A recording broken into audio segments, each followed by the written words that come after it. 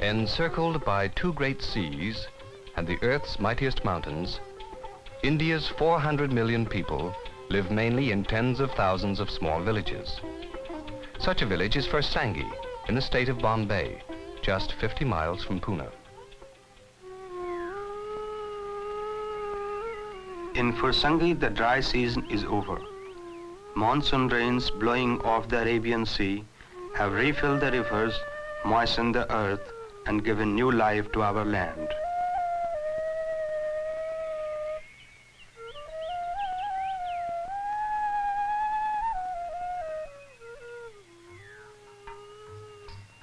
The day begins when the women of the village come to draw water for their cooking and washing needs during the day.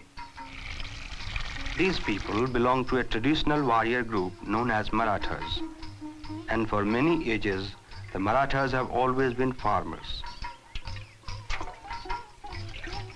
Such a one is Rukmini, wife of Vishnu Shevale, a young farmer in the village.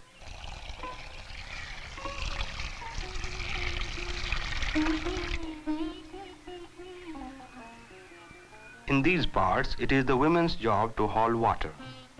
In some villages, men do this.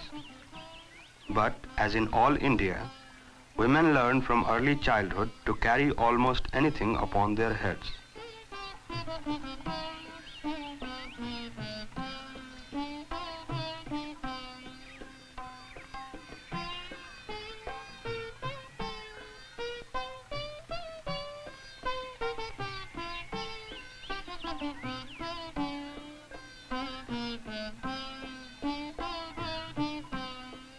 No one knows how old the village is, but today about 5,000 people live here, gaining a livelihood from the sugar and paddy fields, from the onion and garlic patches surrounding our village.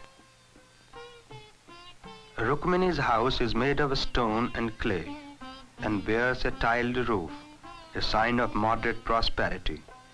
For in many parts of India, mud and straw-thatched huts are quite common.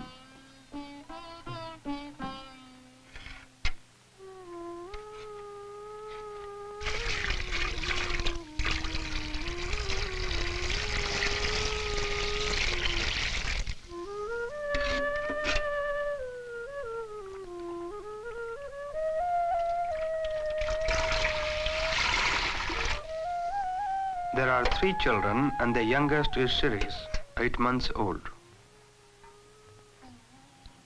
Cow dung gathered from the fields is kindled between 2 walls of clay. In India, fuel is scarce, and the dung can't always be given back to the land as fertilizer. The father takes pride in bathing Dilip, his eldest son.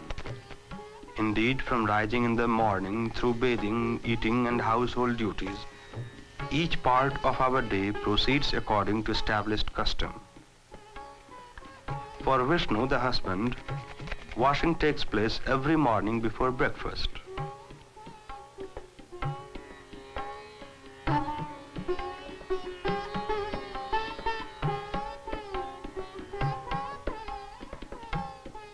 Tea water is first sweetened with candy sugar.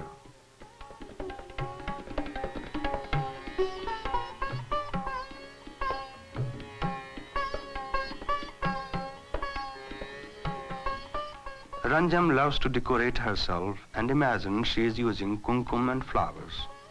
And like mothers everywhere, Rukmini gives extra care to her daughter's hair, for daughters everywhere must look beautiful. According to our Hindu custom, father and son generally eat together.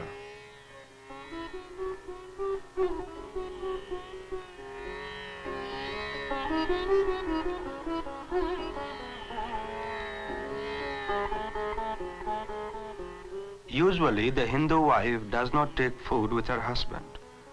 Instead, she takes pride serving the rest of the family first and eats only after they have finished.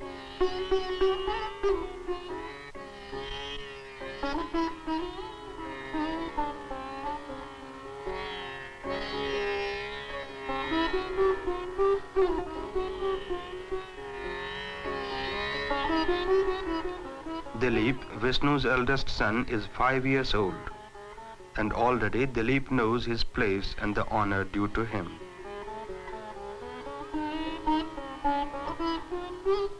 Vishnu prepares to set out for his 6 acres of land on the edge of the village. In such a climate as ours, the long linen turban is both light and cool upon the head.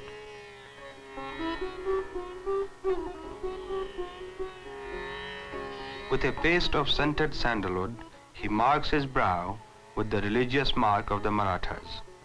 To Orthodox Hindus, each man is a member of some caste, and each caste is part of the whole, a complex scale of orders in which every man has his appointed function, his rights and his privileges.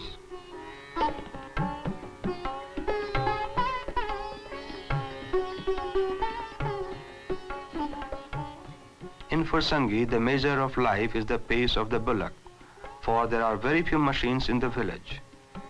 And so most of our work is done the time-old way, by the hands of men and the help of bullocks.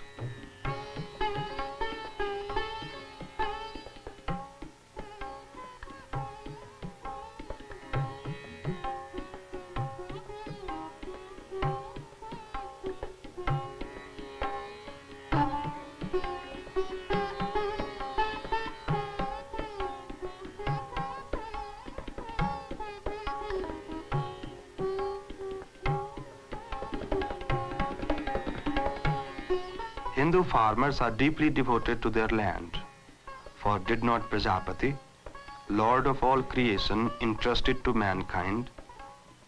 And so to us the earth is a mother, to be nourished, and in her body seed sown, and water given to cause crops to rise 100-fold. By mid-morning, the small foot tracks linking Fursangi with nearby villages are alive with people. All the village is busy.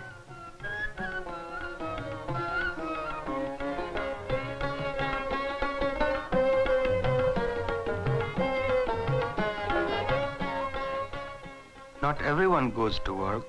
The very old and the very young just sit in the sun, attracted by every sight and scene that passes.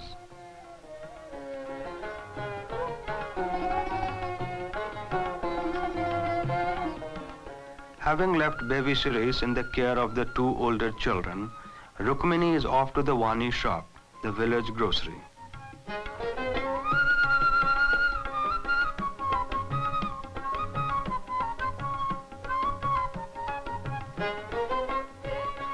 Here there is everything an Indian housewife wants. Cans of barley, rice and dal, gram leaves for curries, ginger spices, fennel and sesame seed. Very little meat is eaten in India. Some dried fish, yes. Perhaps an occasional chicken. But meat is scarce and very expensive. As it is, millions in India barely have enough to live on.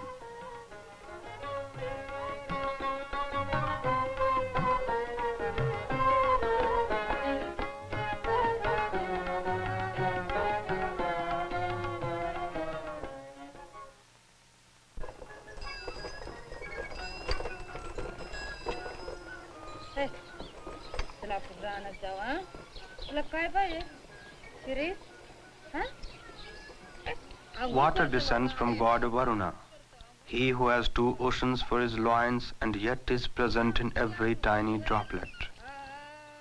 Water is a purifying substance which must flow constantly. It should not remain motionless about the body.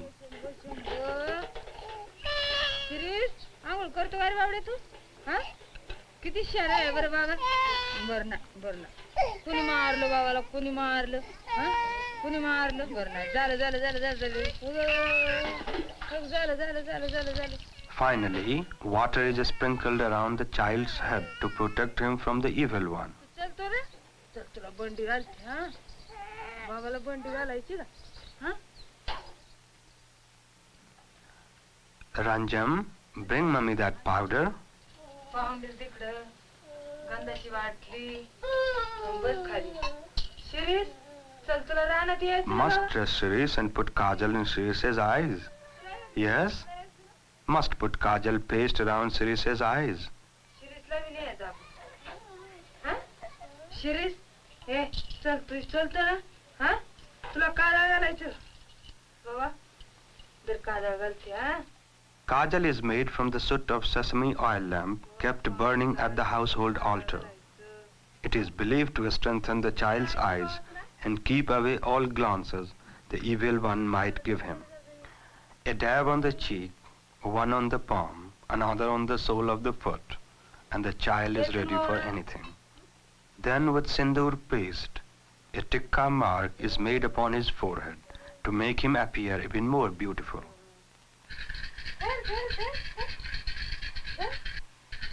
Ah, Shirish, you are such a clever lad, my pet.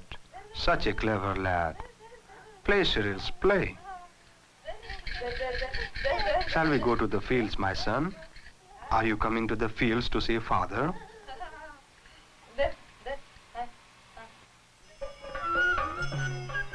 At midday, the sun burns from a glaring sky. Young Dilip, his sister Ranjam and the mother, clasping young Shirish to her waist, the family meal in the basket, set off for Vishnu's fields.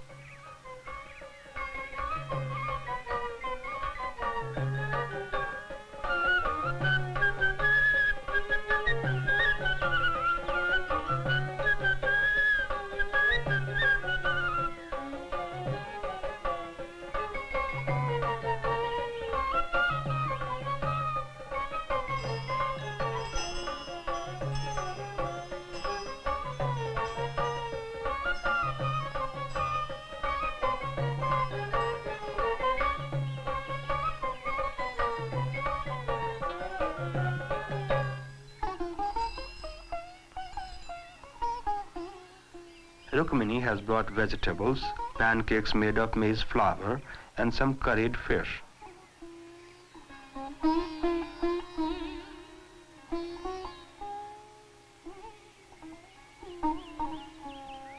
Vishnu sprinkles the food in blessing. They sit according to rank, Dilip next to his father, Ranjam alongside, and Shirish. But where is Shirish?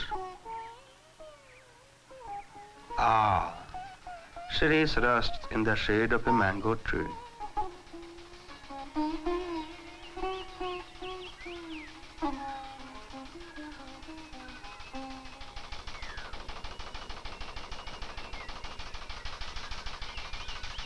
Vishnu's latest joy, a machine worth its weight in gold, to pump up water and so keep his fields moist during the hot, dry seasons.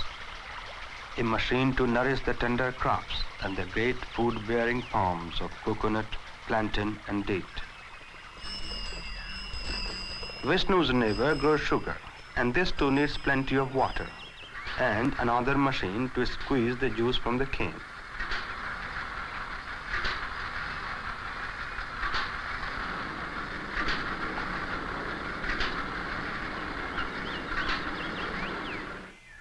In the afternoon heat, even when there is no plowing to do, the sparrows and parrots must be kept away from the grain crops.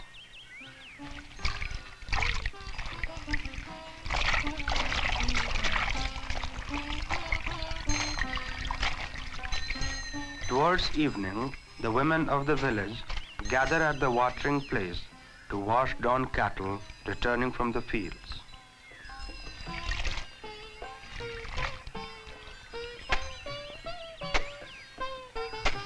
Rukmini comes here every afternoon to wash the family's saris and dhotis.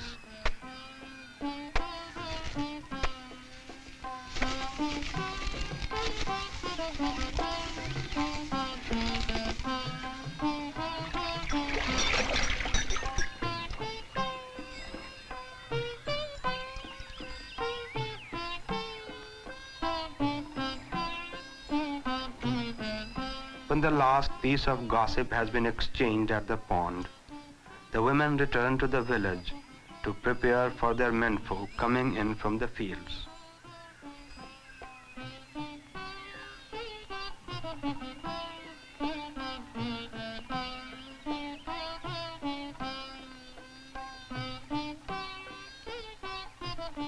At the end of the day's work, we sometimes visit the temple.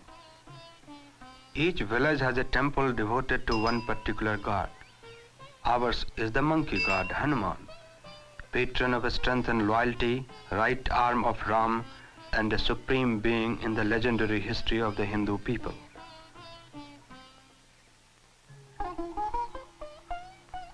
In Rukmini's house there are no windows, and kerosene lamps light the way for cooking the evening meal.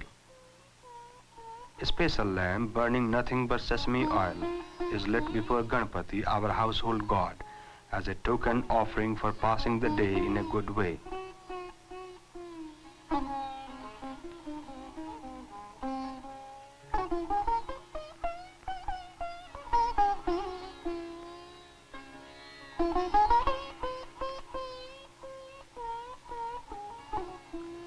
Wheat flour and water are mixed into an unleavened dough for evening chapatis. Rice is the main staple in other parts of India, but around Fursangi the rainfall is just enough for wheat and maize, from which we make our chapatis.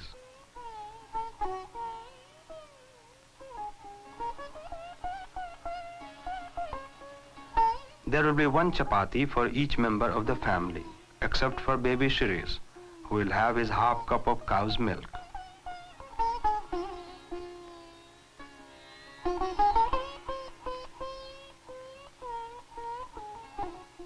On special days, there are mounds of saffron rice on buttered plantain leaves and coconut grated fine, cooked in milk and sugar.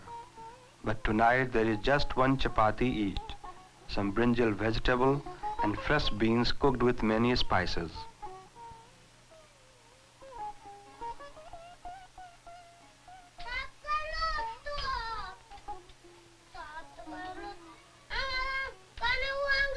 वांगे नाही दिलं वांग वाढ त्याला हा बसा अरे पाणी दे ना Again, Rukmini prepares to withdraw while the others eat. Vishnu sprinkles water and makes namaskar over the food. Dilip attempts to do the same. हो वांग कसं काय झालं रे ते याचं काय झालं काय याचं तो मनुष्य जो यायचा होता कथा नांगर घेऊ सांगितलं सांगितलं अरे हे नांगर यायचं काय झालं So is ending one day in the life of a Hindu family in the village of Fursangi, one small village on our vast subcontinent. But then India lives mostly in our villages. There are over 700,000 of them, and these villages are our joy, our strength, and our life.